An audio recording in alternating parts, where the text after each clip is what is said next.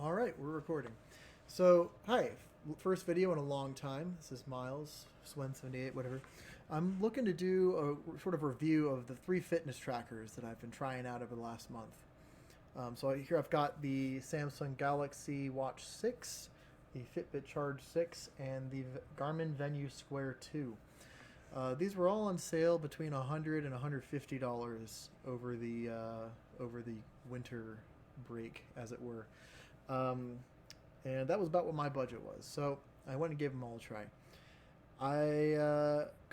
On paper, the Fitbit Charge 6 came the closest to being exactly what I wanted. In practice, all of these watches suck.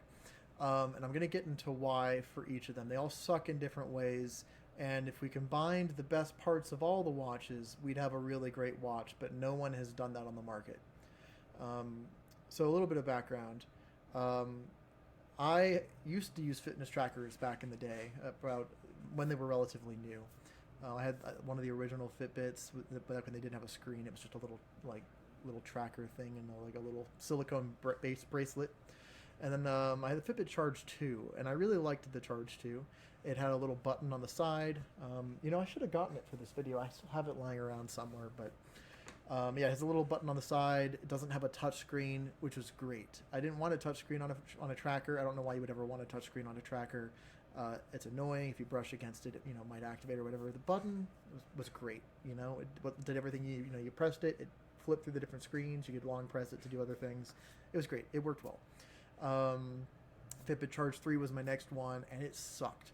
It had a touch screen. It took way longer to do everything than it did on the Fitbit Charge 2. It was finicky. The refresh rate was not great, but it had these animations that really showed off how not great the refresh rate was.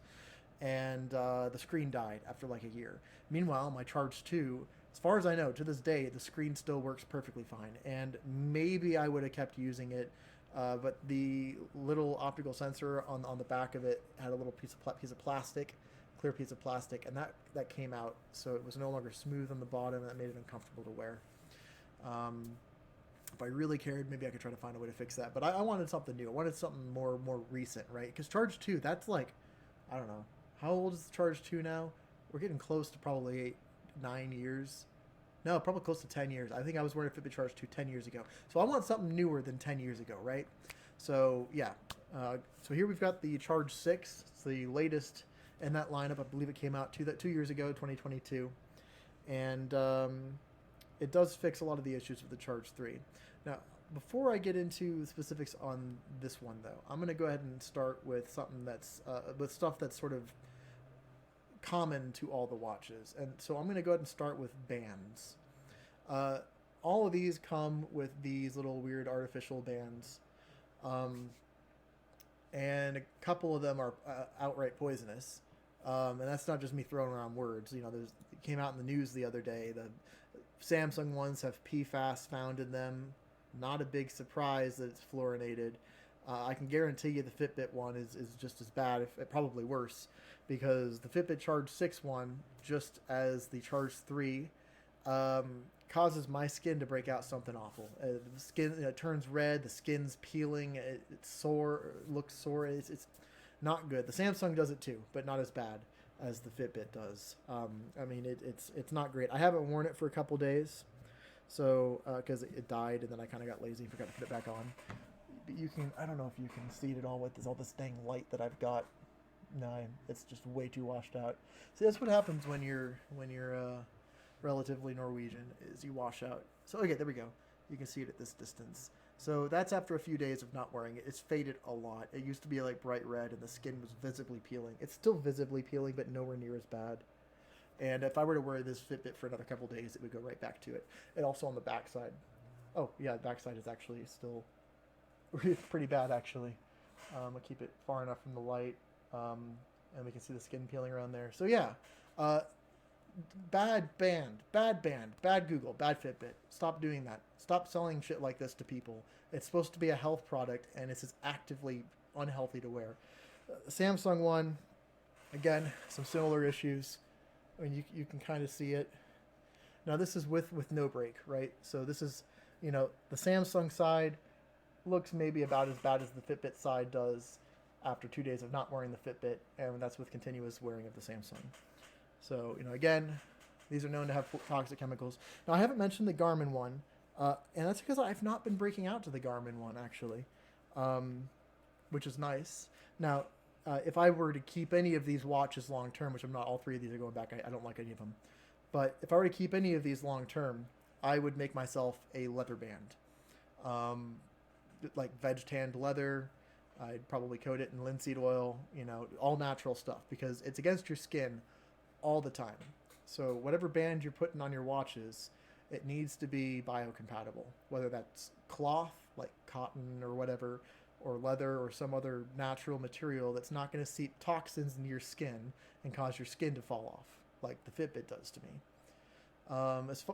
Materials aside, let's go ahead and take a look at how the bands fasten.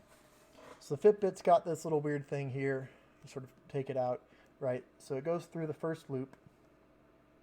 It has a little button thing there. You push through it, and then it threads through down here. This looks like it would not be comfortable having that under there, but it's actually not bad. It doesn't bother me, other than the material causing my skin to peel off. The Garmin is more of a conventional sort of watch design. You know how this works. It's a belt buckle. Pretty simple stuff.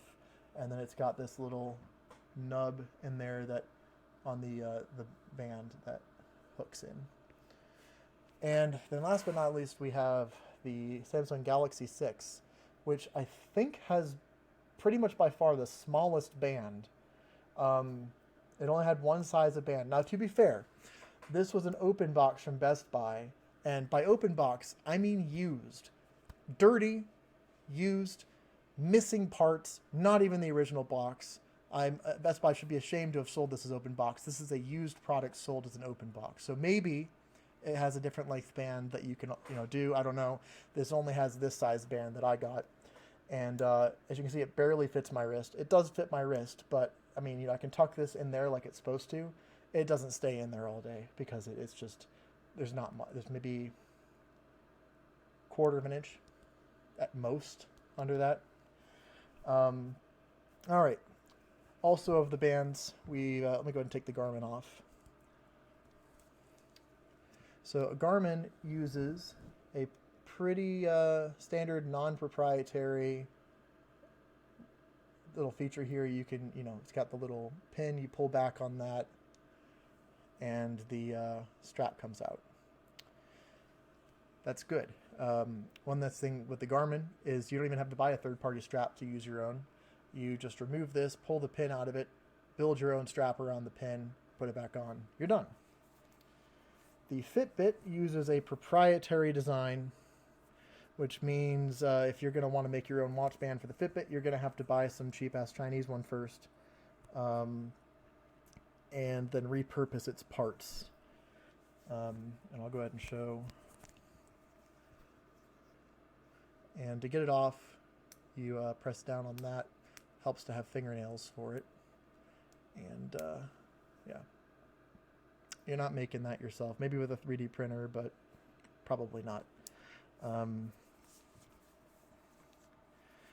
then the Samsung watch.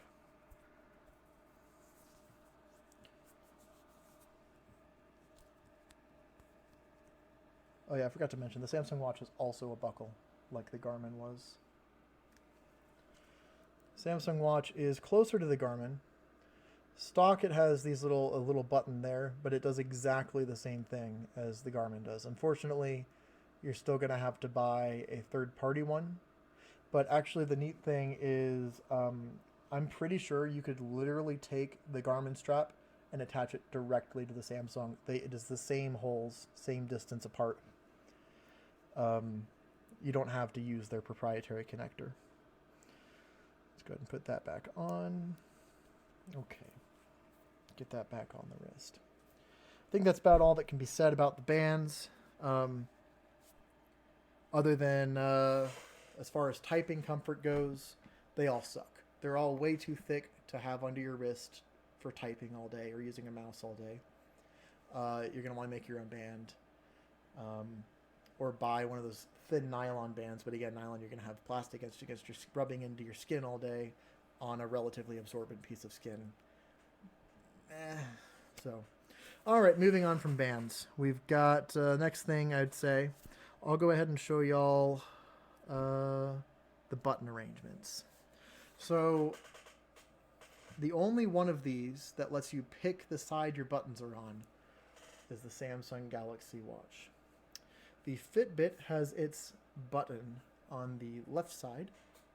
The Garmin has its buttons on the right. The Galaxy Watch has its buttons by default on the right, but I changed mine to the left. Which button side is best? Well, the answer is if you're wearing your watch on your left hand, it's probably going to be the case that you will want your buttons on the left hand. If you, and the reason for that is simple. My thumb is on the left side here, right? If I'm wearing my watch on the other side, like I've got the Garmin on this side, well, then my thumb is on the right side, right? And it's easiest to hit the buttons where your thumb is.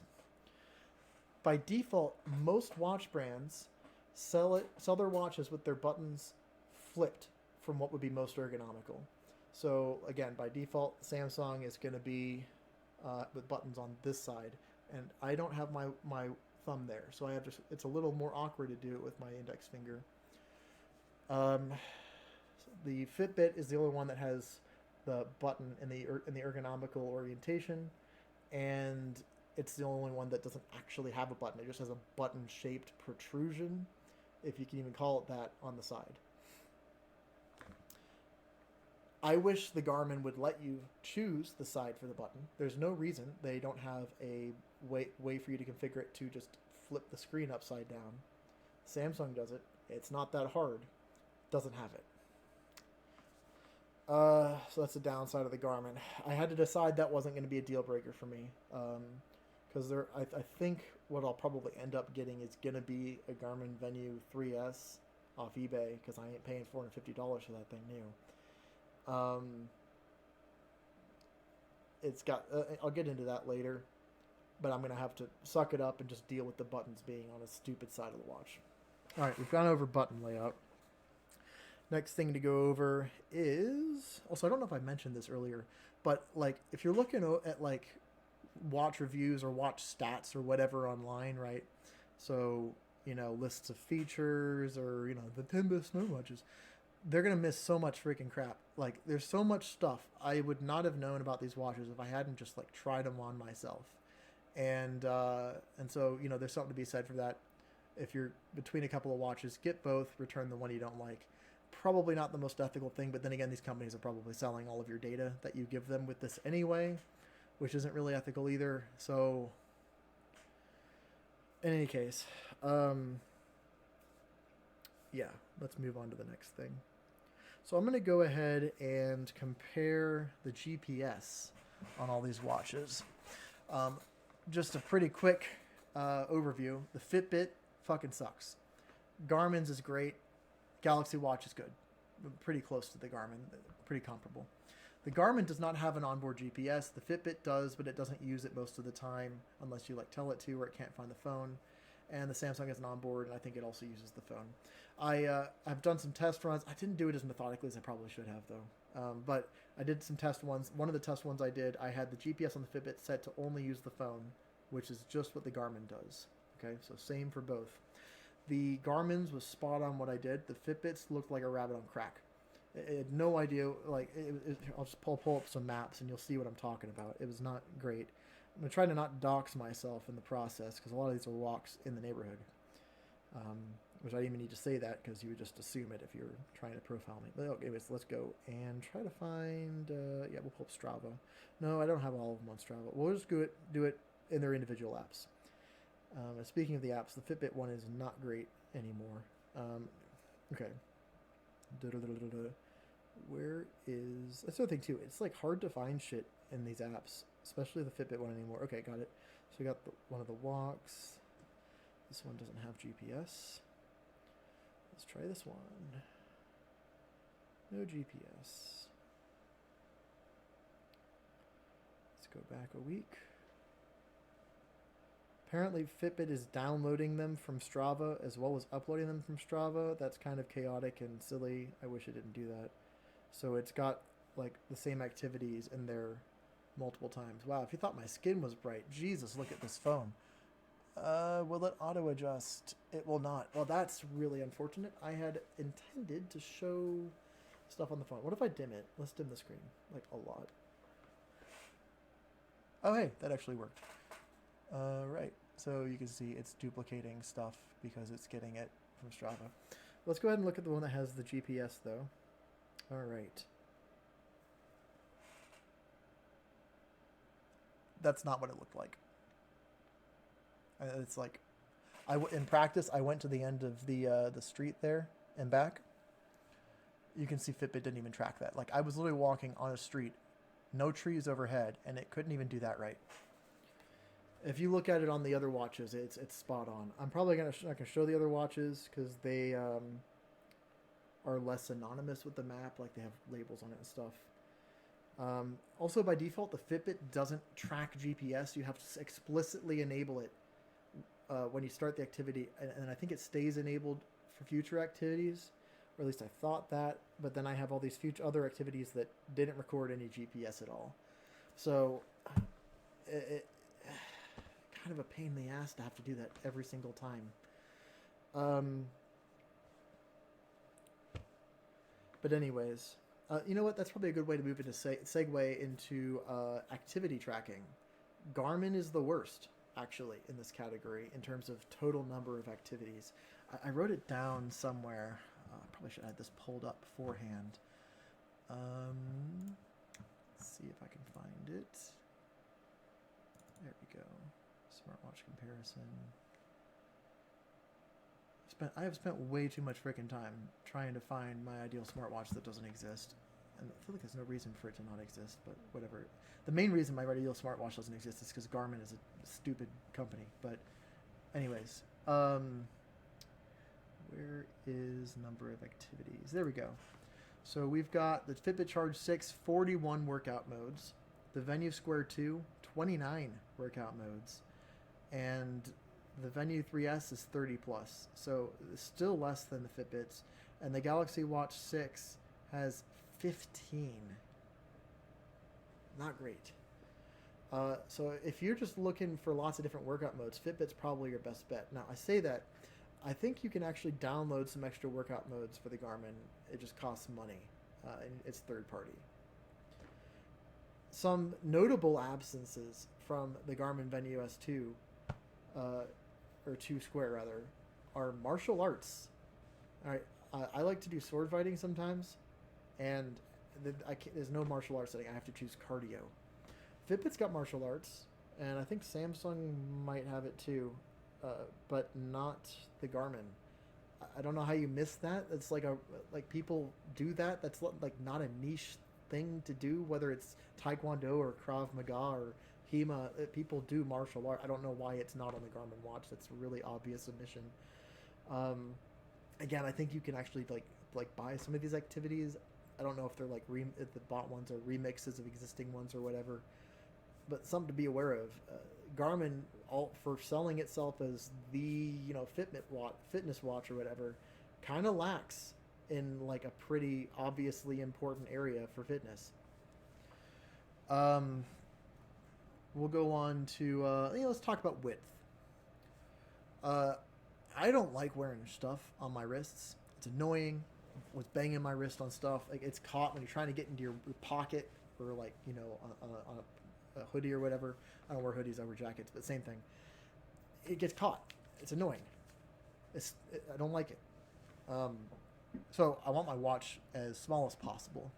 Specifically, something like the Charge 6 form factor, which is pretty nice. See, it doesn't really get in the way of my wrist. In fact, the part that gets in the way of my wrist the most with the Charge 6 is the bottom, not the tracker. Not so for the others. I'd say this is like right at the max of what I'd want something to be, and even this is probably too big. This one's just, it's uncomfortable. And this is the small size, by the way, for the Samsung Galaxy Watch. This is the small size, and this is comparable to the small size for every other watch except like the Lily 2, which is an actually reasonable size, but it doesn't have an ECG, which makes it useless for me. I have Wolff Parkinson White, so I have an extra nerve in my heart, and sometimes it causes the heart short circuit. Last time was like 9 years ago, but I want to have an ECG just so the next time it happens, I can get like a measurement, because I can't just wear like a 12-lead ECG on me all the time, waiting for something that happens once a decade. Which is, yeah. Anyways, that's actually pretty much the reason I'm not getting the Lily 2, because I hate how big smartwatches are now. I also hate how big smartphones are now. Quick segue. There used to be a time when this is the size our phones were. This is my biggest phone I've ever had, and it is smaller than everyone else's phone that I know. This is the ideal size for a phone, and no one's made a new one since 2019. So that sucks. So phones and smartwatches, I don't know what the hell these companies are smoking. Stop making them so stupidly big. I'm a big dude, right? Like I should, and I think they're too damn big. I don't know why people are okay wearing bricks on their wrists. I see some videos of people, and the freaking watch face is as wide as the wrist is. No, that's stupid. Make us something that will fit on the damn wrist and not get in the way of us moving our wrists back and forth. Okay, side rant over. Let's go ahead and let me think. What's next that we should compare between them? I guess there's the thicknesses. They're all about the same thickness in terms of elevation from the skin. The Venu Square is taller than the Fitbit Charge 6, but it's not by like a ton. Probably 3 millimeters at most. And I'm not going to get a good comparison with them on different wrists, but it's not. They're all kind of close enough in thickness. None of them are paper thin. You're going to have a big old thing sitting off your wrist no matter what. You're going to have to live with that. And when you're laying in bed at night, that's kind of annoying. I actually would think, personally, the ideal would be a ring to wear while sleeping at night while your watch charges, and then a watch to wear all day while your ring charges. Because rings get in the way of doing stuff with your fingers, whether it's typing or something else or whatever. They bump into stuff. They're annoying. They're more annoying than watches are to wear when awake. But when you're in bed, watches are more annoying than rings because you have this huge brick of something you're trying to. It's pushing against your bed. It's dumb. Don't like it. The only literally the only product lineup on the entire market where there is a ring and there is a watch, the two work together, is with Samsung. So if you are willing to spend an extra $400 in addition to your watch, you can get a Samsung ring that will sit around disabled most of the time. There are a couple things that run all the time. Like if you wear the watch and the ring at the same time, most of the ring functions disable and use the watch functions. You take the watch off, the ring picks up. And they all sync to the same app. They're all in the same ecosystem. Pretty nice, at least in theory. So, that I think that is kind of like the best way to do it. But the Samsung lineup kind of sucks with statistics. There's not a lot you get with that. I'll get into that later. But I think we're going to start with sleep as far as statistics go. Garmin, what the hell?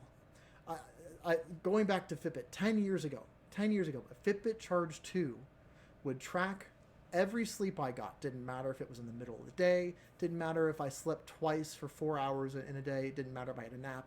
It got all of it. Tracked all of it. No problem. 10 years ago, Garmin will track one sleep per day, and if it's not in your pre-configured sleep window, it is likely to ignore it. So if you are working shifts or if you have a like a circadian rhythm disorder, Garmin is an absolute no-go unless maybe you get their nap detection, which they arbitrarily lock behind some watches. That's right, you have to upgrade to a higher echelon of hardware to use a software feature. Garmin loves to just throw random little software locks around like that for no apparent reason. There's like, I think one of the watches has water sports and the other one doesn't. But the one that doesn't has a feature that the one that has the water sports doesn't. The entire Garmin lineup is just some like ADHD kid with a box of crayons throwing the crayons against the wall. And there's pretty much, unless you maybe with like the tactics where you're spending $1,500, maybe that will give you all the features. But I would bet that there are features missing on the most expensive Garmin watch that you can find on a cheaper one, because the product lineup, it makes no goddamn sense. Garmin, get your head out of your ass. Put nap detection on everything like a normal person, like every other brand. So we'll segue into Samsung. We've already gone over the fact that Fitbit 10 years ago tracked sleep. Fun fact, still does. Fitbit will track no matter when you sleep. It'll track it fine. Samsung does too. Although Samsung makes a difference between main sleep and secondary sleeps, and so will not give you the full statistics on things like blood oxygen on a second sleep. So let's say it's winter and you're sleeping biphasically like every human throughout history in the Northern Hemisphere did until industrialization and the electric light bulb. Let's say you're doing that. 4 hours in the evening for your beauty sleep, 4 hours in the early morning for your second sleep. Samsung is only going to record the metrics from your second sleep, not your beauty sleep. Kind of dumb. I believe Fitbit does the metrics for both. I probably should check that. But I still don't. But it's probably not worth the effort to track, because I don't feel like Fitbit is worth going with because of how inaccurate it is. So if we look at the actual sleep stages, Fitbit, and this was a problem 10 years ago too, and I know it's different for everyone. For me, Fitbit says I am awake at least 1 hour every night when I am sound asleep. Like literally, like whatever sleep I actually got, it takes a whole hour off of it. Now, I grant that there can be micro awakenings that people aren't aware of. But I can guarantee you I'm not awake for a whole hour every night, and the people who've watched me sleep can confirm that as well. So Fitbit, even though it tracks the sleeps, it does such a bad job on the sleep stages that it always says I sleep an hour less every day than I actually do, and then it throws off its own stats in that way. Fitbit also, for sleep stats, refuses to give you exact info on stuff. So let me go ahead and pull up the sleep stats for that.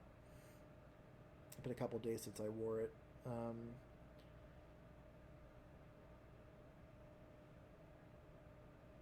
tend to, yeah. Let's see. Actually, I'm trying to see if I can find one. Yeah, there we go. So Fitbit does break things into main sleep and other sleep nowadays as well. I don't think it used to. So I can answer that question. But you know, it does track blood oxygen for both. So Fitbit beats Samsung for metrics tracking while sleeping, even though its sleep stages are shit. I'm currently looking at a day where I got 2 sleeps, 4 hours, beauty sleep, second sleep, just like I was just describing, and Fitbit got both. So one of the other problems with Fitbit, let's take a look at the Garmin. Garmin tracks your blood oxygen level pretty exactly and more or less continuously, and you can even tell it to do that all day long. It is the only watch, as far as I know, on the market that will do all-day blood oxygen level tracking. You don't really need that, to be fair, out of like specific situations where you're, testing something. It's neat to have though, and as far as all-night continuous tracking goes, the Fitbit doesn't do it. The Garmin does it. The Garmin does it, obviously, and the Samsung does continuous all-night SpO2 monitoring. The Fitbit doesn't. Fitbit will only tell you whether your estimated oxygen variation was low or high. No percents. Why? It's stupid. Let us look at our own freaking data. Another thing that Fitbit kind of sucks on as far as nighttime sleeping, it has breathing rate, but only while you're sleeping. It does at least give you an actual breaths per minute measurement. Samsung has kind of the same issue. It only tracks breathing rate at night, whereas Garmin, again, king of the metrics, tracks your breathing rate all day by default. I find that quite useful. I actually have a lower breathing rate during the day than I do at nighttime, and I think it's because of upper airway constriction. My tongue's a little bit big for my mouth. It's not apnea, it's like a similar thing though. And so I end up having to breathe harder at night. to get through my small airway. My airway kind of collapses at night. And so, anyways, that was kind of neat to see, right? If you're not using Garmin, you would never find that out because you will not get breathing rate measurements during the day from Fitbit or Samsung. Heart rate variability, none of these do it right. The Garmin doesn't explicitly track it. It has some bullshit stress metric or whatever. The Samsung has an even more bullshittier stress metric that doesn't run continuously. And if you do, good luck having a battery at the end of the day. Fitbit, at least is the only one that explicitly mentions HRV, and it gives you a single reading per night, not a continuous graph. And that's true for Fitbit's breathing rate as well. It gives you a single number, not an all-night graph. Samsung will give you an all-night graph. Garmin obviously will too. Fitbit will give you a skin temperature thing, but it's a lie. The Fitbit Charge does, as from what I understand, the Fitbit Charge 6 does not have a temperature sensor. It is guesstimating it based off of your other metrics. Yet it throws it out there like it's actually relevant in what it's measuring. I think you have to get the Versa to get actual skin temperature measuring. The Garmin Venu 2 Square does not do skin temperature measuring, and I don't think the Galaxy does either. Let me double check that really quick. Look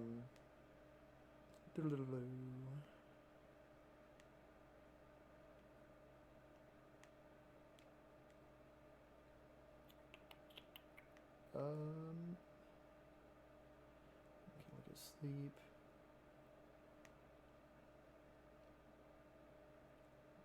One oxygen. Sorry. Oh yeah, one thing that Samsung does that the others do not, and there's a couple things. Samsung is the only person doing it.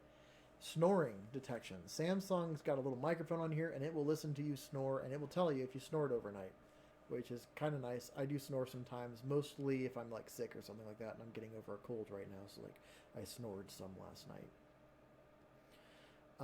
Yeah, Samsung does have a skin temperature sensor. I thought it did.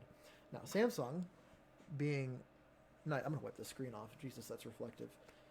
Samsung, being not stupid like Fitbit, actually gives you a graph of stuff. That's kind of nice. It gives you a graph for all the things it tracks at sleep, whether it's snoring or whatever else.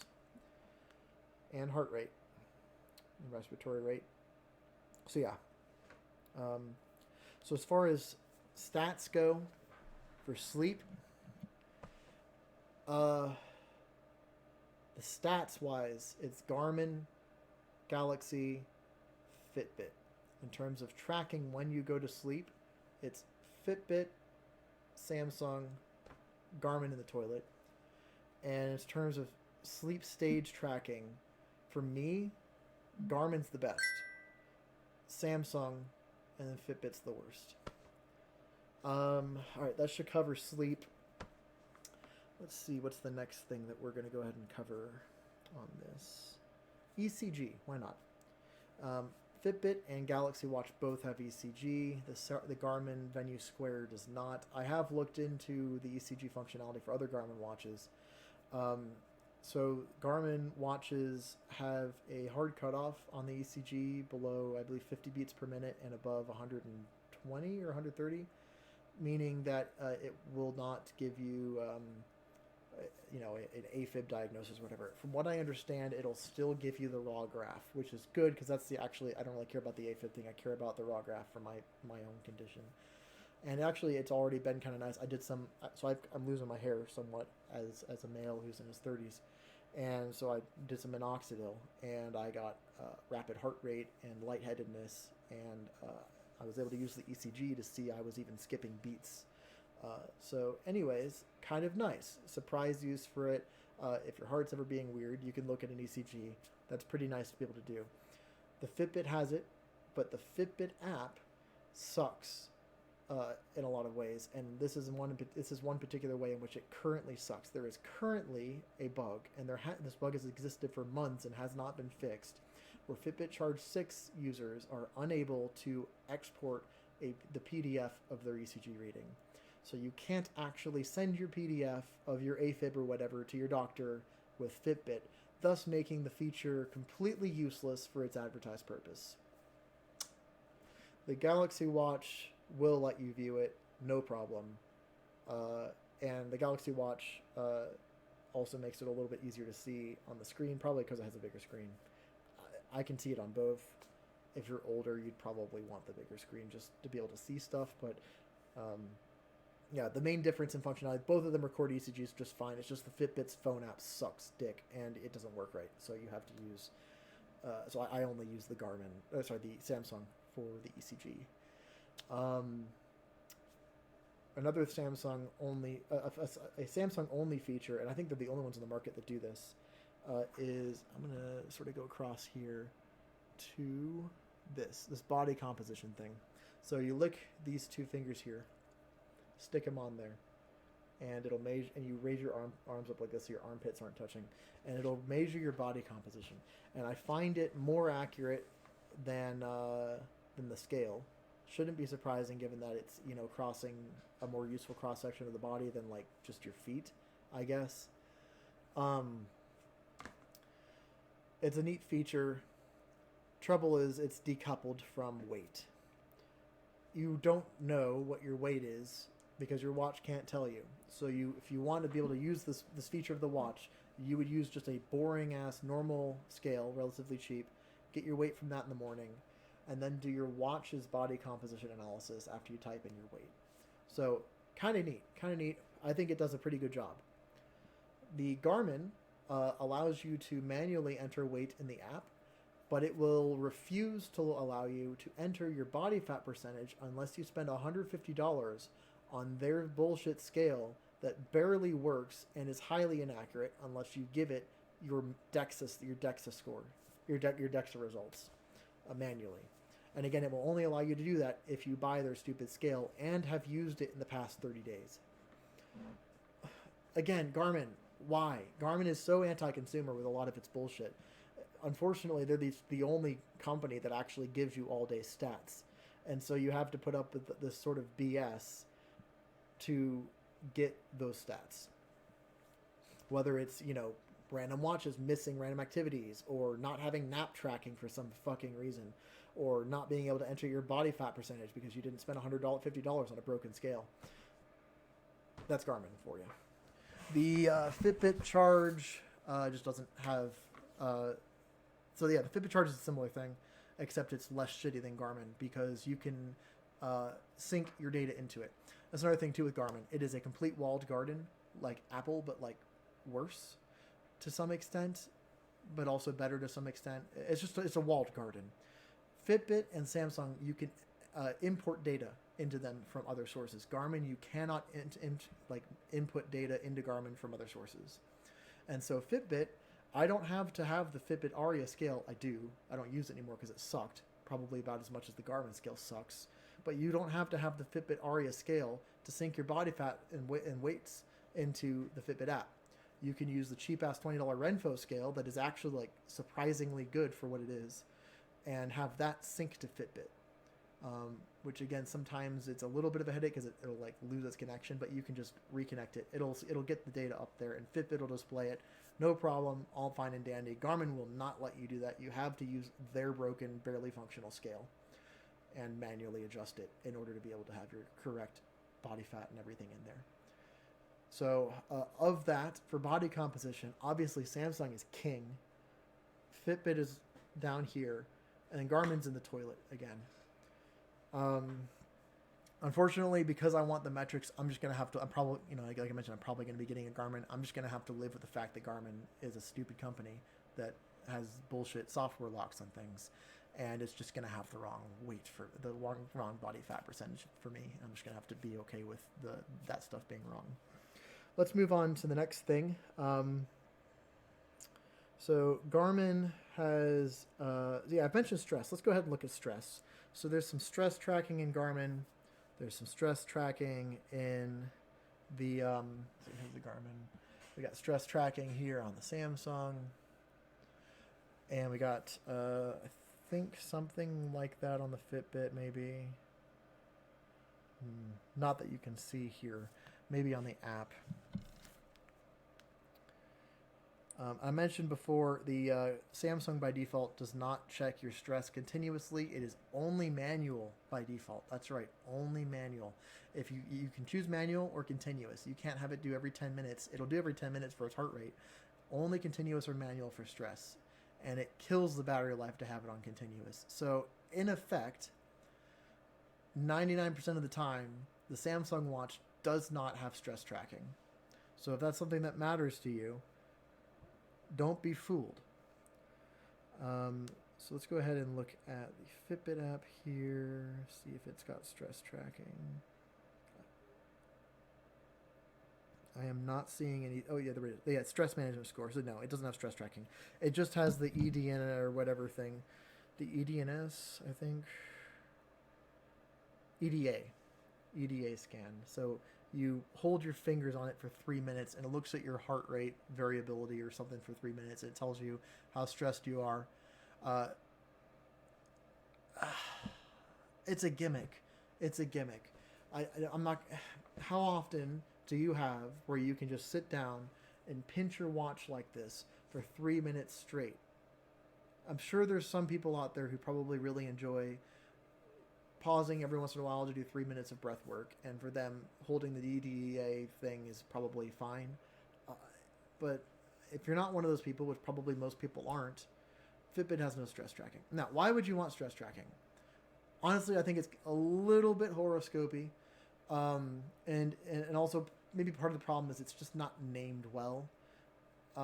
It's not about psychological stress. It's about physiological stress. And so, yeah, and it's maybe not even necessarily measuring directly physiological stress, but more so a bunch of proxies for that. And it's mostly, I think, based off of HRV, heart rate variability. So stress tracking can apparently be kind of helpful for detecting if you have like an illness or something oncoming or whatever. It's kind of neat, I guess. Of all the things that I would want in a tracker, it's one of the least important, but it's kind of neat. So if stress tracking matters to you, Fitbit's in the toilet, Samsung is pretty much in the toilet, and Garmin is gold. Garmin is the only one of these three that actually does all-day stress tracking. Move on. I mentioned pulse ox, so that's SpO2. I mentioned respiration. Heart rate. So Garmin does continuous all-day heart rate detection. So does Fitbit. Samsung, on the other hand, does not. You can make it do continuous. It'll kill your battery life. You can make it do no heart rate detection, and you can do heart rate detection every 10 minutes. No. Every 10 minutes is missing so much. I think it does it for just a few seconds is all. Every 10 minutes. So you're missing the vast majority of your heart rate throughout the day. It's kind of BS. The Garmin also has intervals, of course. I don't think any of these are true continuous where it's nonstop 24/7. But the Garmin has these, I think, adaptive intervals, and it also does it based on battery life. But on the whole, it's always going to be a lot more frequent than every 10 minutes. So you get a much better overall heart rate look on your Garmin. I think the Fitbit is also pretty decent there, although I don't have exact numbers. As far as the heart rate accuracy, all of these are within a few beats per minute of each other at rest. So, we're all ballpark each other. It's good enough for me. I haven't compared with a chest strap or anything like that. I don't have one. Theoretically, I guess I could go run with all of these on and compare like the spikes and stuff like that. I think other people honestly have done this on YouTube already and compared it to the Polar strap, which is closer to a kind of gold standard. Again, I'm pretty satisfied with what I've got here with any of these as far as actual heart rate, and also when you start an activity, all of them track. I believe all of them track heart rate pretty much continuously. So we'll use that as a way to segue into the next topic, which is automatic activity detection. They all suck. I can get about a quarter mile before any of them will, about 5 minutes before any of them will start picking up automatic activity. Do not rely on automatic activity. It doesn't work. You just get used to doing it manually, and if you miss one, it's okay. It doesn't really matter that much.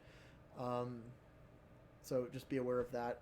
They all kind of suck at automatic activity tracking. You can configure them to auto pause walks. Kind of neat, I guess. I think they're all a little bit aggressive on that. I think if I were to do it again, I don't know that I would have auto pause turned on by default. Like, let's say I'm walking the dog around the neighborhood for a mile long walk up and down hills, right? The dog's gonna stop to poop every once in a while, and you know, if I'm standing there with the dog, I mean, it's kind of like a cool off period, I guess, insofar as walking is intensive, which it's not, but it's still part of the walk, and I don't know. When it pauses, when you so much as slow down to a half mile an hour, you're kind of cutting out some of the stuff, some of the heart rate and all that other data and stuff from the walk. So yeah, it's kind of like automatic activity detection, automatic pausing, all that. It's kind of like features that sound good and are well intentioned, but really aren't implemented all that well. And so if you're looking to get a watch based on that, I think they all have it, and it kind of sucks with all of them. So just be aware of that. Let's see. What's the next thing I should cover? Body battery. There's a body battery feature. It's fucking stupid. Who gives a shit about that? You know, you have a brain, right, and a brain stem. You know how much energy you have at any given moment. I don't need a stupid watch to tell me, and it's always wrong too. I've never like it's never right. And partly for Garmin, it's because it doesn't even try to keep up with my sleeping habits, which I know could be better most of the time. But like, I don't know, body battery says 35 right now. I probably feel closer to like a 50. But in any case, it's a gimmick. It's kind of like a neat idea for a feature or whatever. Like, but like, you probably shouldn't base your life decisions over whether a watch says your body battery is good or not on a given day, when you yourself can feel for yourself, like, oh yeah, I'm feeling good right now, or oh no, I'm not feeling good right now. Like, if your muscles are too sore for you to work out the next day, then don't work out the next day. You already know. You don't need the stupid watch to tell you. Samsung has, I think, something similar to it. I think Fitbit does too. I'm going to look them up real quick. But, like, again, it's a stupid feature. It doesn't matter. Daily readiness. Fitbit has something called daily readiness. That's right.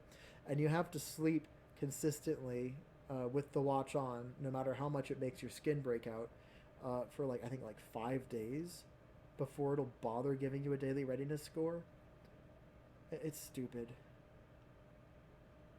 It's stupid. So at least Garmin will give you one all the time, and Garmin gives you a little graph too, and it'll show you, like, you know, when you sleep and whatever. And if Garmin detects you sleeping, the body battery goes way up. And if it decides that you've already used up your one allotted sleep per day, then even if you are sleeping, the body battery barely goes up. So stupid. I think the Galaxy. Yeah, the Galaxy. Let's check it.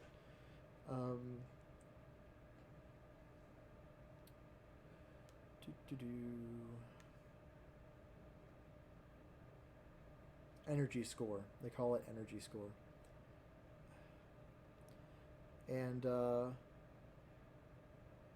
so the Galaxy one's kind of neat. It gives you the sort of it just gives you the same breakdown that it gives you of your overnight sleep, and then it gives you like a bunch of stuff like sleep time average, sleep time consistency, bed wake time consistency, sleep typing, previous day activities, sleeping HR, and sleeping HRV. It rates them into various categories like attention, fair, and good, and then it gives you a single score for the whole day. So it's kind of like Fitbit, where it's a daily readiness score, and not like Garmin, where it's a continuous graph. Garmin really likes continuous graphs, and it's one of its best redeeming qualities, in spite of the things that suck about Garmin. So again, it's kind of stupid. I actually think the daily readiness score of the Galaxy is more useful than the body battery BS on the Garmin. But again, I think they're both kind of silly. Just like, listen to yourself. You can do that. You don't need the watch to tell you. You know better than the watch does for that. The watch knows your heart rate. You know your energy level. Go ahead and flip through here. I can't remember if I've gone over this already. I think I did in like a previous recording where I briefly touched on this. The Fitbit is one extreme and the Garmin is another extreme. And when in this particular the particular two extremes we're talking about here are customizability. The Fitbit has almost no customizability whatsoever. The most customizable thing you can do about it is remove some BS apps on it that you don't want, which there's like not very many to begin with, and you can re-add those apps later. They're all like official Fitbit apps. You don't get like a proper like app store repository or anything like that, like you do with the Galaxy Watch or the Garmin. Garmin has an IQ Connect store, which is like chock full of watch faces and a few features here and there that people have put together.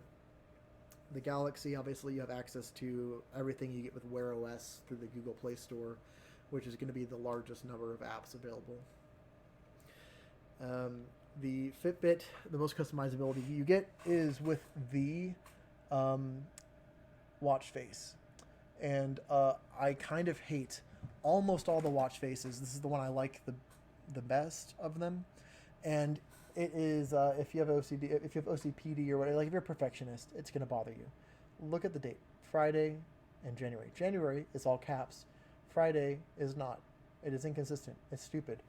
And you can tap to change what you're currently displaying, like heart rate, step count, location, or sorry, miles walked or whatever, calories burned estimate, and active minutes.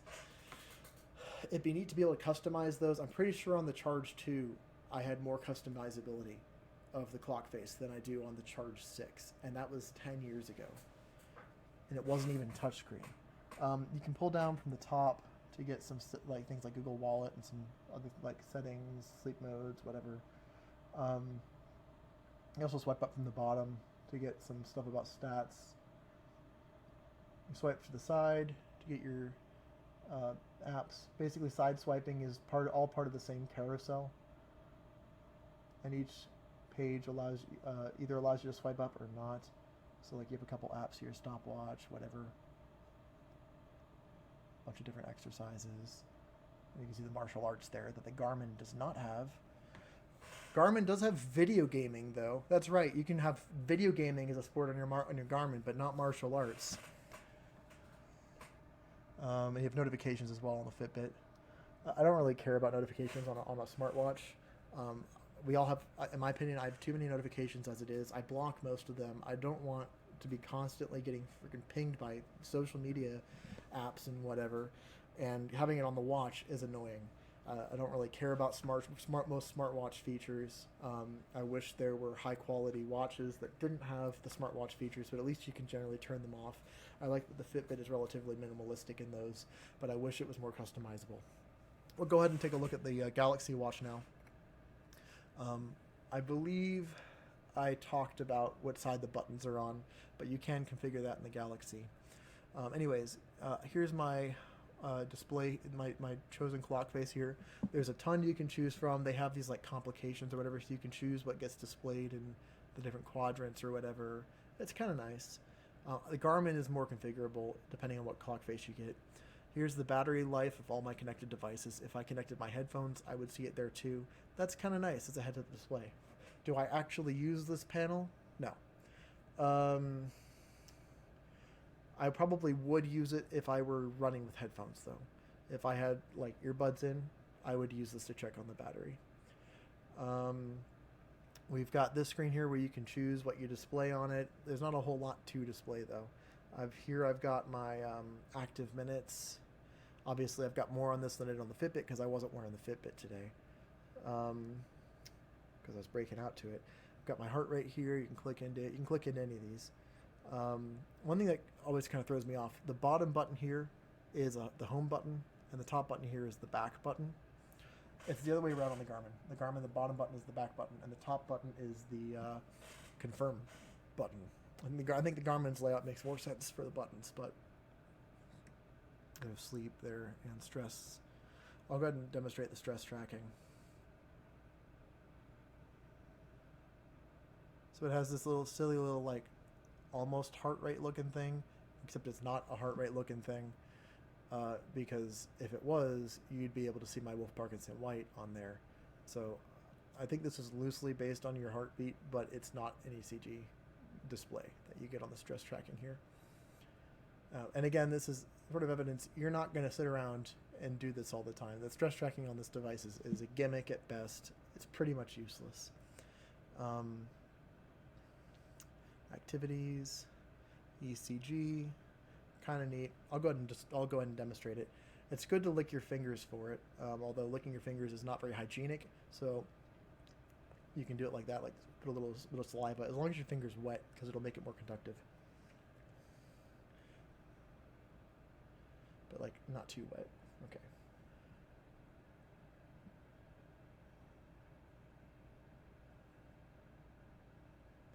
If you're not very steady or like you're moving around a lot, it'll kind of mess it up a little bit, which is what you were seeing there with those blips.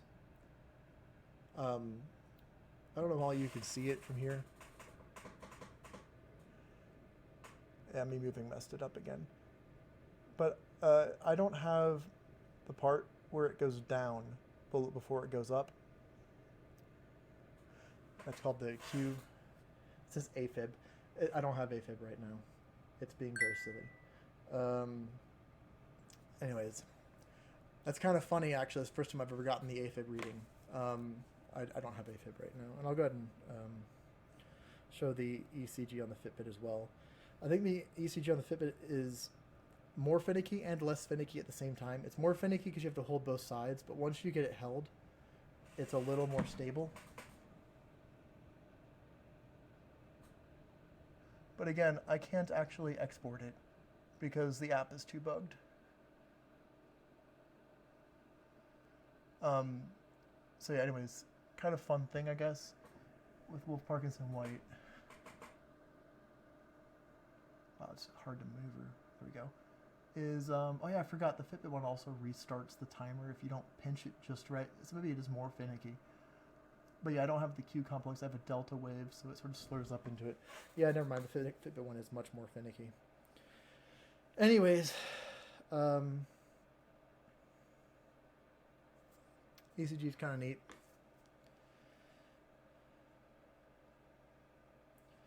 That's pretty much it for those two. I guess for this one, there's also, if you swipe up, you get applets, which you can organize them into folders, which I did. I literally never use any of these. This page is dead to me. I mean, maybe I might click on the weather one. Swipe to the side, you get notifications. Swipe from the top, you get this. The only side I ever swipe to is the side, really, just to access functionality. Go ahead and look at the Garmin now. This is not a default watch face, it's from the store, and it's super configurable, and I like it after having configured it. From the top and from the bottom brings you the same carousel. So as the Fitbit's carousel was left-right, the Garmin's carousel is top-bottom. And you can see all these little widgets here. You can click into them for graphs, which is kind of neat. And you can, download extra stuff from the Garmin IQ Connect that you want to show there if you want. I've got the calendar there too. From the side, you can get alarms. Seems kind of a weird thing to have on the side there. And then from this side, I seem to have nothing. To get to apps or whatever, you press the top one, and I can get calculator, hydration, health sensor, whatever, and different activities. Kind of neat. I've yet to use the calculator, but I can imagine I might. Yeah.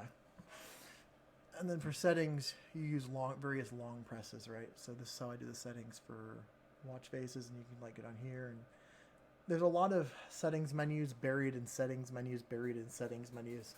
It's a little bit labyrinthine and confusing. It's more straightforward on Fitbit and the Samsung. Oh, look, Samsung's already unplugged itself. I told you it would. By unplugged, I mean this part. So let's go ahead and talk about battery life. I keep bringing up battery life. The battery life on this Samsung is terrible. Absolutely terrible. The only way it works is if you work a desk job and have your charger at your desk and charge it while you're working every day. Or maybe if you charge it while you're showering and you shower twice a day, because or you shower for a very long time.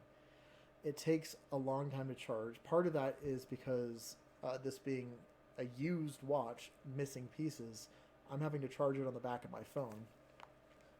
Thankfully, I have a Samsung phone, so you can, and that's actually kind of worth mentioning. In theory, the back, by the way, ignore the back being broken. What that was actually is because I had the case off so that it would charge, and then I knocked it off the table by mistake, and then the back broke. But I actually have trouble getting it to charge through the back, and my back is delaminated with time. So when I charge it, because honestly, like I can charge it with the back on, but it is so freaking finicky, and I can't charge it at all with a case on. So in order to charge my watch at night, or not just at night, but whenever I charge it, often at night, I have to take the back off the phone, put the watch dead center on there, and in order to turn it on, first, before you do any of that, you have to go in here, pull down from the top, go over here, and hit this little thing here to turn on the wireless charging. You take the case off the phone, you take the back off the phone, you take the watch, you have to put it dead center on that little yellow bit, and then you have to not touch it or look at it or breathe on it or insult the deity that governs the process of the wireless charging, or it will not charge. It is super finicky and annoying, and I don't like it, and I'm not going to put up with it long term. Now, I do know it comes with its own charger out of the box normally. Again, mine didn't have it.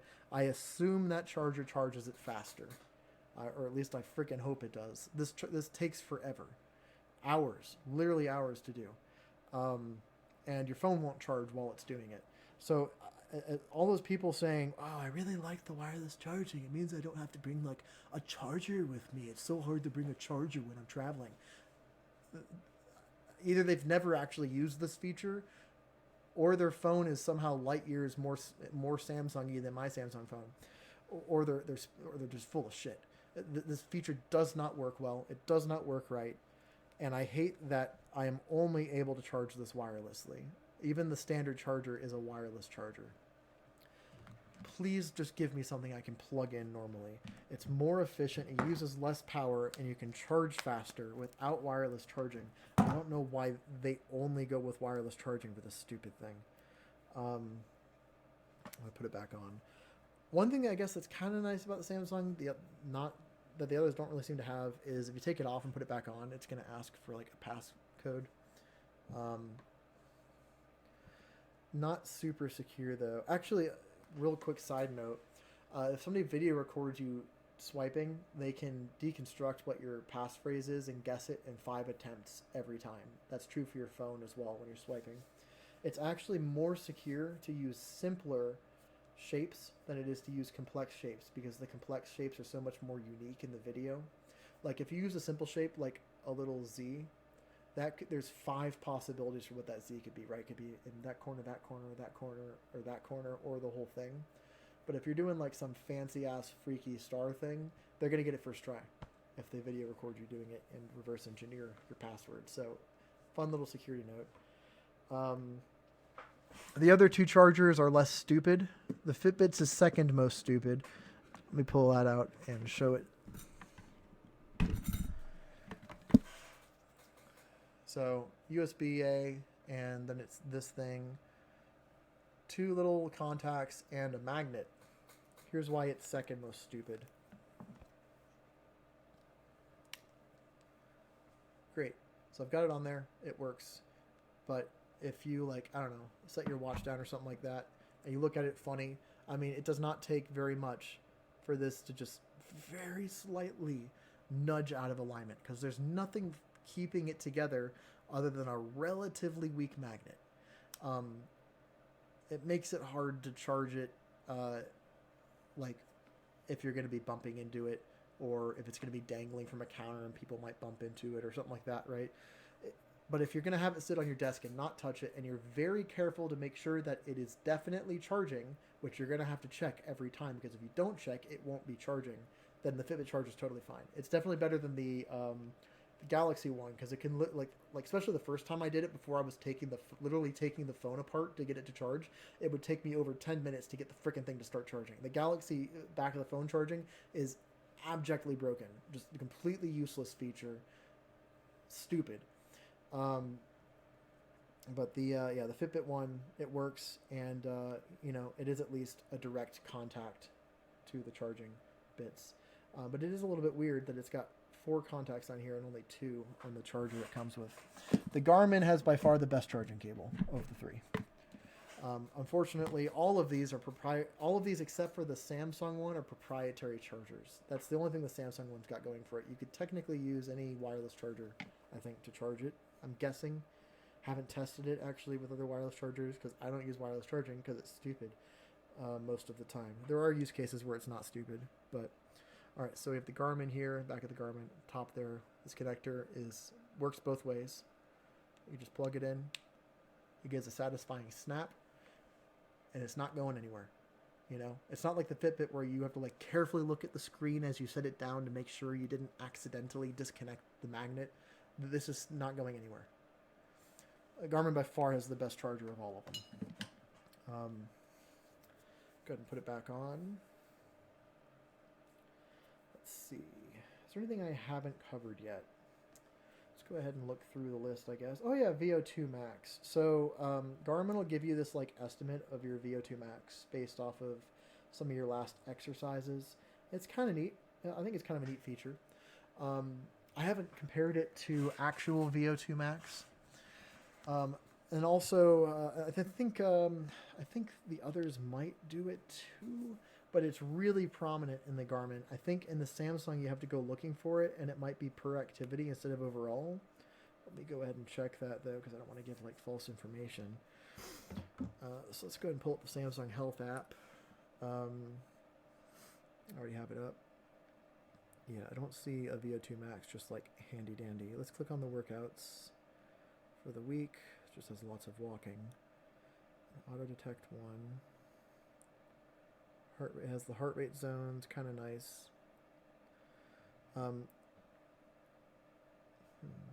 Workout details maybe. I don't see VO2 Max.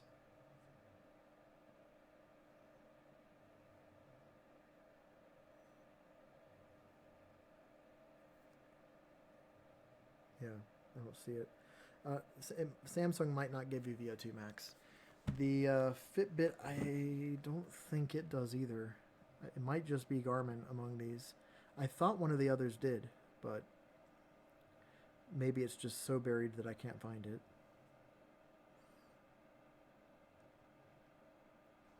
I have to say, as far as activity breakdowns go, the Garmin and Samsung do the best jobs of that, and the Fitbit does the worst job. It's just too oversimplified. Yeah, I don't see VO2 Max on the Fitbit either. So, Garmin has it very front and center. The other two either don't have it, or it's it's so hidden that unless you explicitly know where to go, you won't find it most likely. So that's VO2 Max, kind of neat. It's how efficiently your body can use oxygen when you're working out. Mine's not very good anymore. Back when I was in high school, I used to be an athlete. I was on the football team my freshman year, and when we were doing, we were doing 2-a-days and stuff. And I remember we learned how to count pulses in PE class in a few different places. Every time I measured my pulse, I got like upper 30s and lower 40s. And the other students were like, "No, you can't be that low. You'd be dead."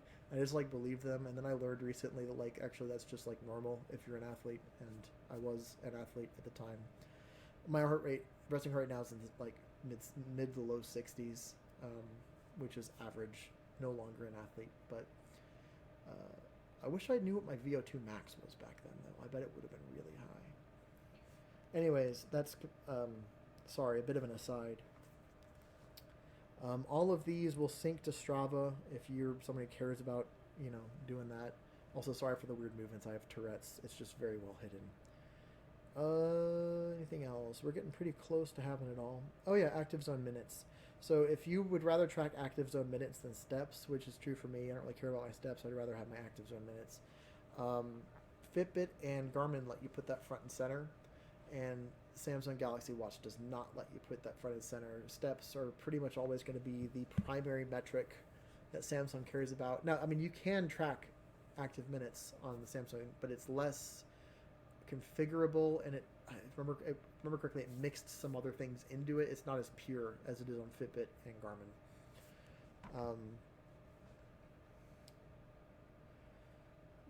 You can set up activities to move and to go to sleep, I think, on all of them.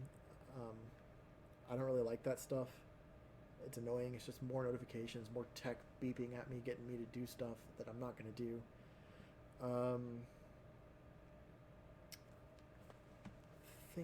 Have I covered everything at this point? Let's go ahead and look at this list. Oh yeah, let's go ahead and talk about shapes. So Samsung only comes in this round shape. Garmin's only come in round shapes as well nowadays. They used to have other shapes. I think there's still a couple Garmin's that look a bit like the Charge 6, but all modern Garmin's are round now. They don't do square anymore. They did square for this one and not for the other ones. I personally prefer square display because circles are inefficient. It doesn't matter that it's a circle. It's still going to have, underlyingly, it's still a square to the software. It's just only some of the pixels are getting rendered. And besides that, if you look at your wrist bends mostly in a line, mostly in a line. I can do circles with my wrist. It's still bending at the joint. And the joint is basically a line, right? You can see there's a line. You can see it in the skin. There's a line where the hand folds, yeah? Does this look like a circle? No, it doesn't look like a circle. It's because it's not a circle. And when you have a circle on your wrist, you're bending your wrist into the circle. Now, I'm going to put this where I normally would wear it, right there. Does this look comfortable to you? No, it's not. Now, they say to wear it higher up. I prefer to wear things where they naturally sit and they naturally fall down to the narrowest point, which is at the wrist joint. Which, again, not a problem with the Charge 6. Not great with the Samsung. It's not the end of the world because this is not the biggest Samsung, and I could probably ameliorate it by making a band that is wider than the band it comes with, which would just pull it slightly further away from the wrist. But I would rather have a display that is in line with the wrist, that is straight on the edge, that the wrist is. These are both like that. The Apple Watch is like that. But outside of Apple Watch nowadays, outside of Apple Watch and Fitbit, you're not going to find a modern watch that is flat like that. They're all round now. Everything's skeuomorphic for old-fashioned watches, but also simultaneously not. The Samsung Galaxy Watch 6 Classic looks like an old watch. It's very stylish. None of these are stylish. None of these actually look nice.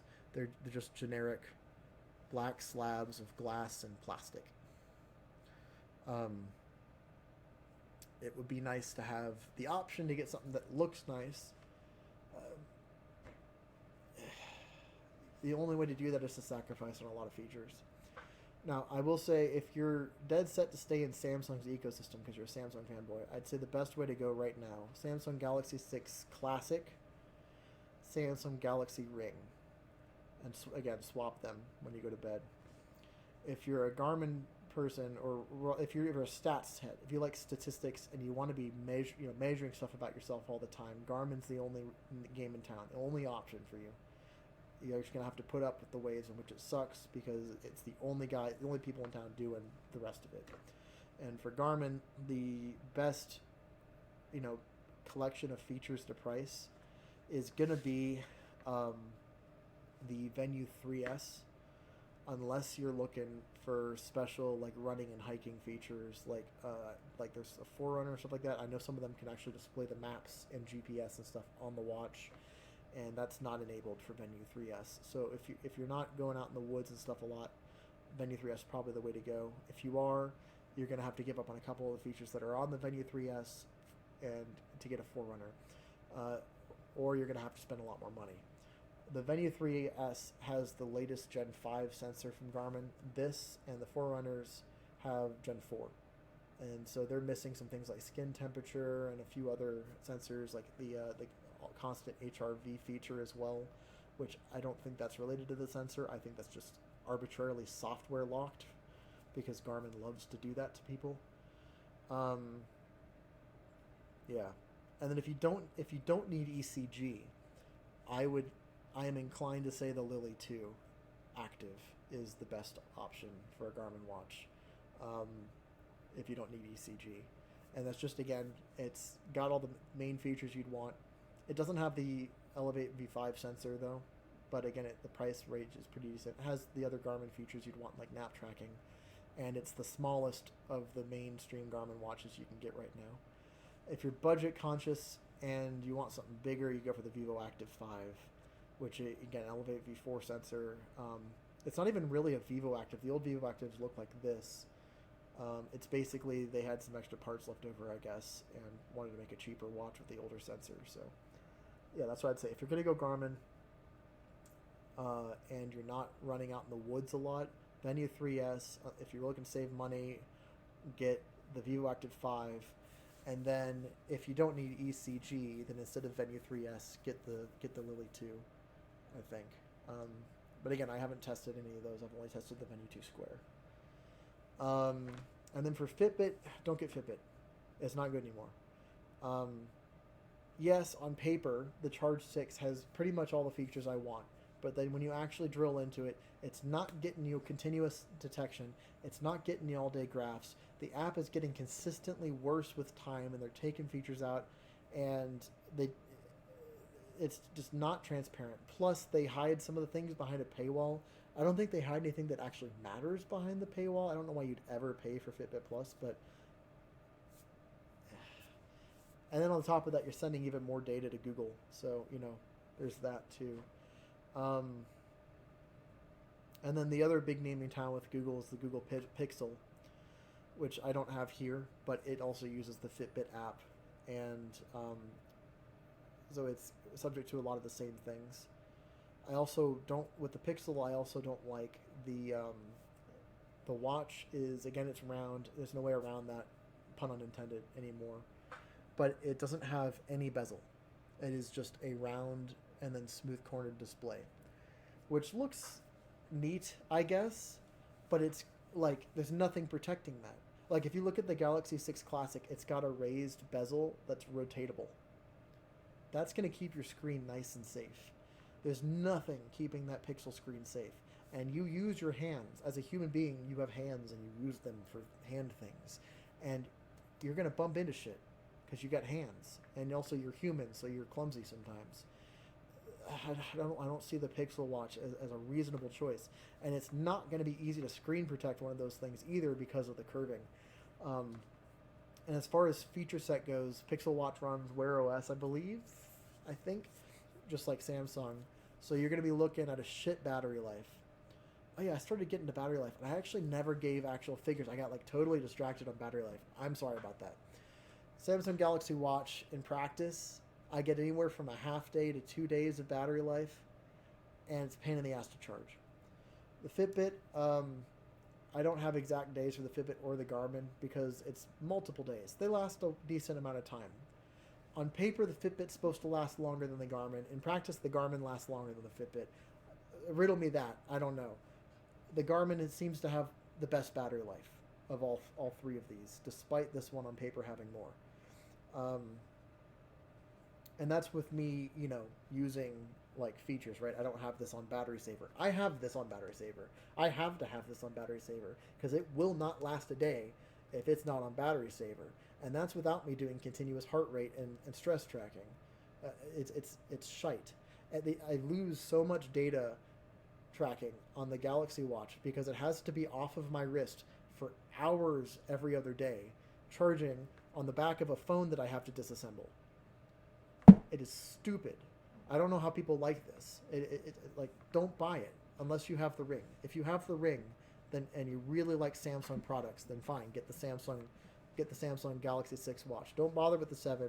It's overpriced. It doesn't actually give you meaningful features over the 6, especially if you don't have a Samsung phone.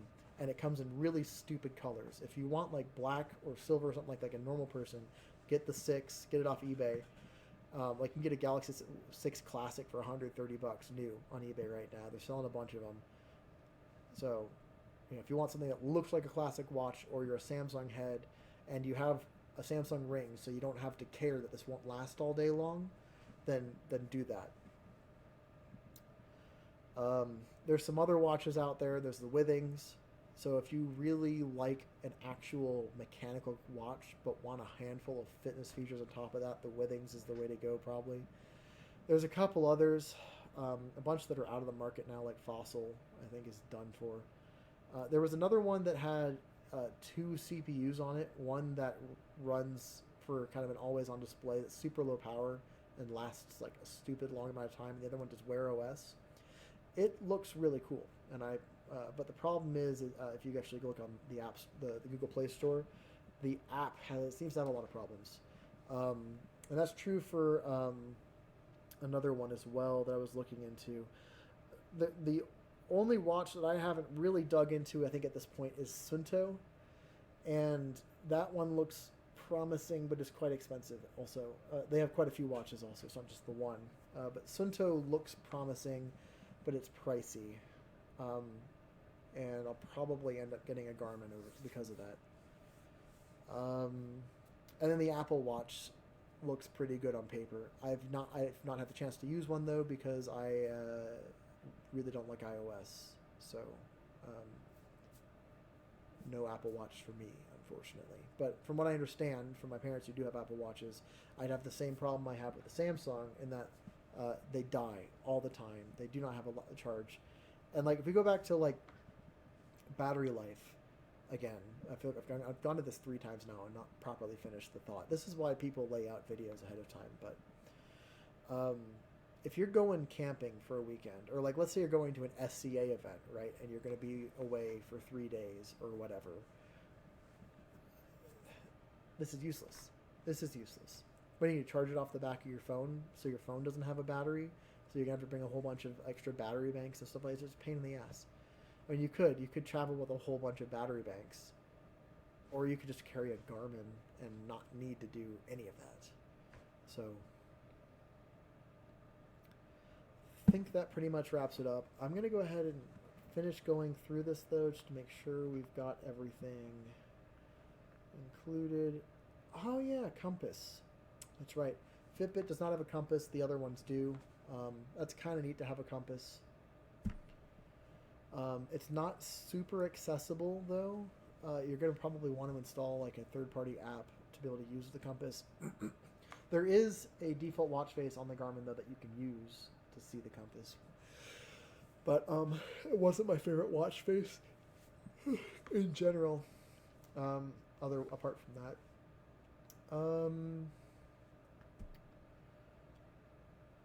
Altimeter.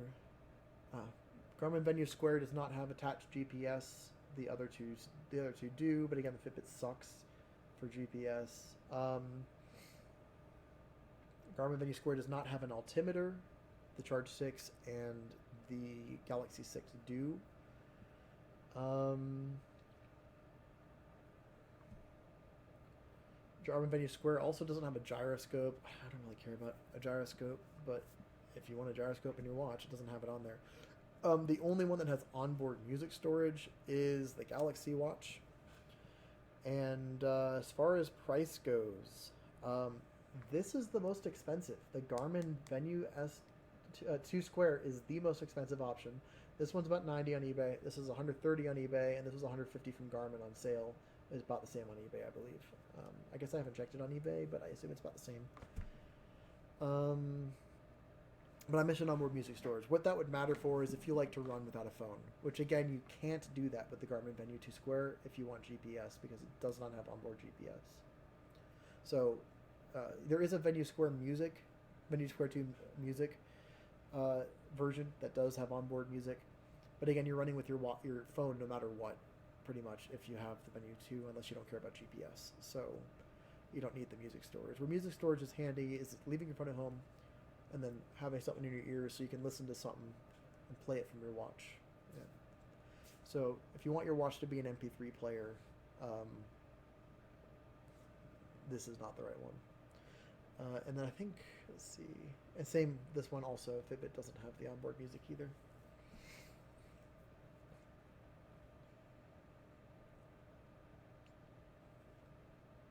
They're all water resistant. The only one that has Bluetooth call support is this one. Personally, that's a feature I actively actually don't want. I don't want to answer calls on my watch. I am annoyed when my watch tries to take my calls, even though I'm holding my phone and trying to take the call there.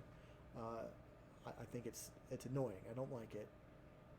I don't know why people want functionality like that in their watches. My parents have it, and you call them, and the audio quality is shit. And then they're like, "Oh, let me switch to my phone." I'm like, just if you just took your phone out to begin with, you wouldn't have switched to your phone in the middle of the call. It's stupid. All right, that's it for the spreadsheet, and then I have a document comparing them. Yep, been over that.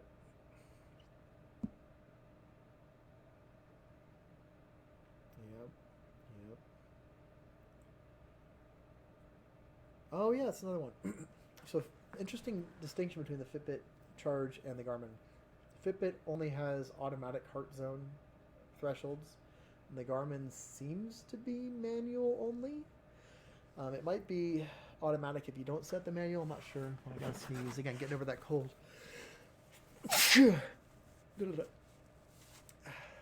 I folded it before I rubbed it against my mouth. I'm not that gross. So that's kind of interesting, I guess. There's different ways that you can decide to calculate your heart rate zones for things, and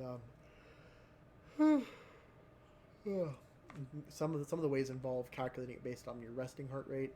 Which is most accurate for you varies quite a lot based on your fitness level.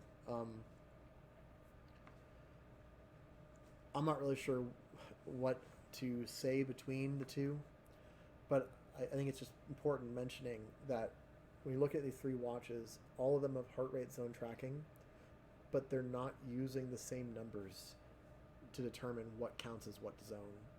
And so if you're trying to hit heart rate zone minutes per week, or if you're doing a jog and trying to stay in a certain zone, make sure that you've configured what the zones actually mean properly beforehand.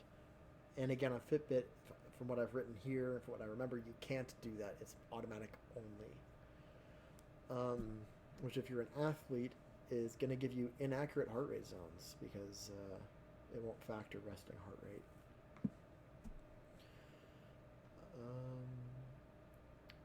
Oh yeah, another issue with the Fitbit app. Another bug. This is another bug. You're supposed to be able to do this. You can't trim activities. You can go in and you can tell it that you want to trim the activity and set it to a certain time, and you hit save, and it throws it out. And you do it again, throws it out. You can do it 30 times. It'll throw it out each time. You can exit, re-enter after it. No, it doesn't save it.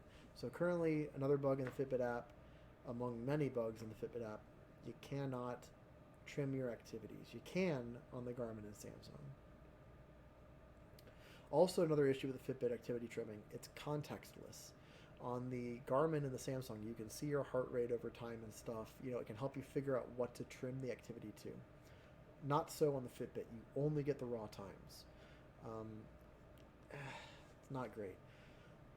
Activity trimming is handy because sometimes you forget to end the activity when you end it, and so you want to be able to go back and trim it. And so Fitbit, again, it kind of, even though Fitbit has more activities overall than any other brand, it's less flexible, like with actually changing them, and that kind of like sits with a general thing with Fitbit in general. It's a device for someone who doesn't want complexity, who doesn't want to be able to change things, just wants what you see is what you get, doesn't want details, and doesn't actually care about whether something's accurate. That's the kind of person that Fitbit is designed for anymore, which is sad. Fitbit used to be better, I think. Let's look at the Garmin now.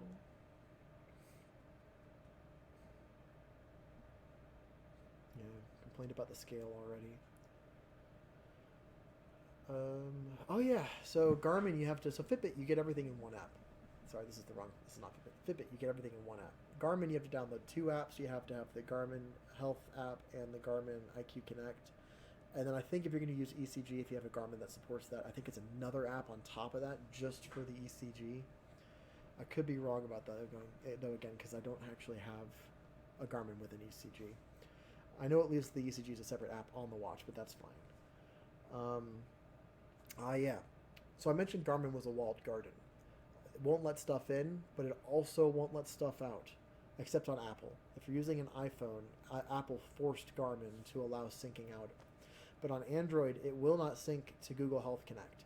You have to pay for a third-party app called Health Sync that has figured out how to use the Garmin APIs to export the data to Google Health Connect. So if you're trying to get, if you have multiple devices, let's say you have an Oura Ring and a Garmin watch because you want that ring tracking at nighttime for sleeping or whatever, and you're fed up with Garmin's bullshit garbage sleep tracking, and you want to be able to have all of this data in one app so you can see it all together. Well, you're going to have to be able to either use an Apple Watch, an Apple phone with Apple Health, or you're going to have to pay $4 for Health Sync. Thankfully, it's just a one-time payment. And then you're going to have to sync all that into Google Health Connect and then view it either in Google Fit, which is going away soon, or some other application that can pull from Google Health Connect so that you can see it all in one place. And then again, we get back, but it all still ultimately circles back around. Like, even though you have this additional third-party app that you've pulled the Garmin and the Oura or whatever ring, Ultrahuman, Ringcom, whatever, you've pulled it into one thing, your Garmin's still not going to be aware of any of that stuff. So your morning report and all that stuff is going to be completely, body battery, all that, it's not going to work right because Garmin will not care what these things what the ring has to say about your sleep. Garmin only cares what it sees about your sleep. So, even though you can get more accurate sleep tracking for you that way, you're going to be gimping a couple of the features on your watch because the Garmin will not listen to non-Garmin sources. I mentioned the Garmin does not allow you to switch what side the buttons are on, which is annoying. Let's go ahead and look at some other ones.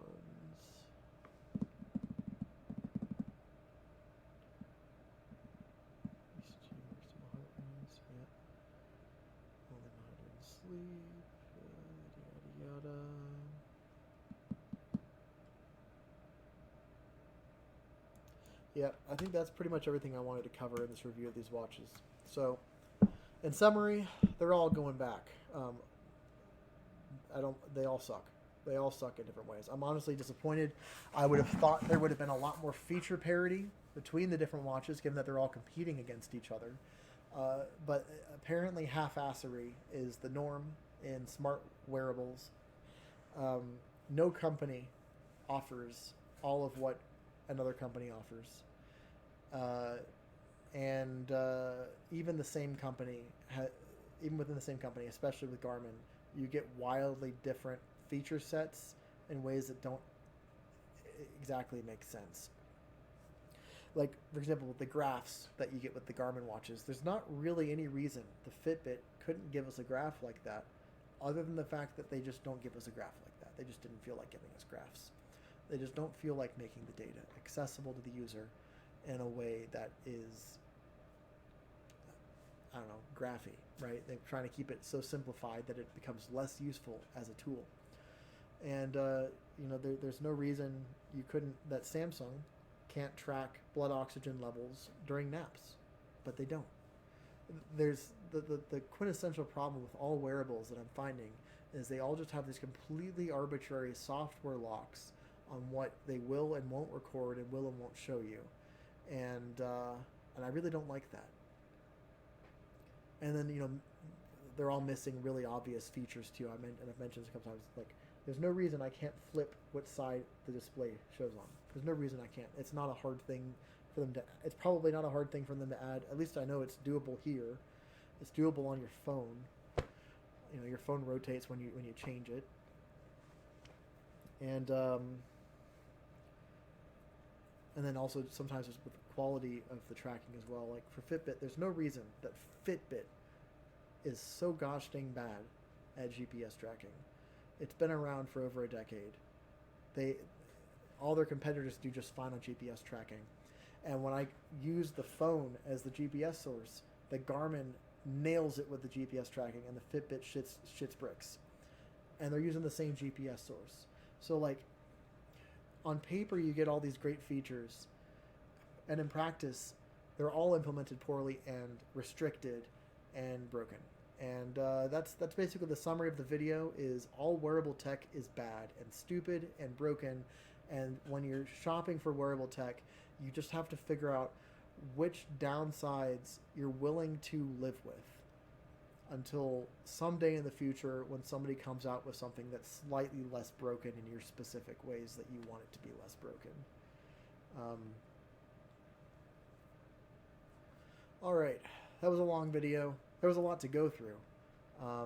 It's been weeks of me, I guess over a month, of me pouring into freaking just researching products and being unsatisfied with them all and trying them out and learning completely different things than I knew going in and still being unsatisfied with them. I'll probably end up doing probably another review once I get the Garmin Venu 3S.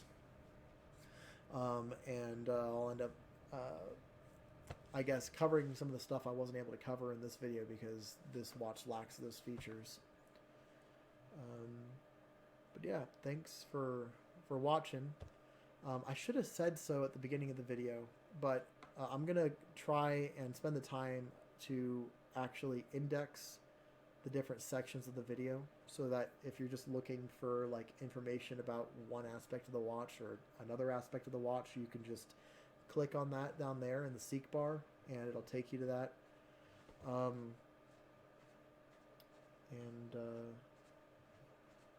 Yeah. All right. Well, have a good night. I'm going to try to do the same myself. And yeah.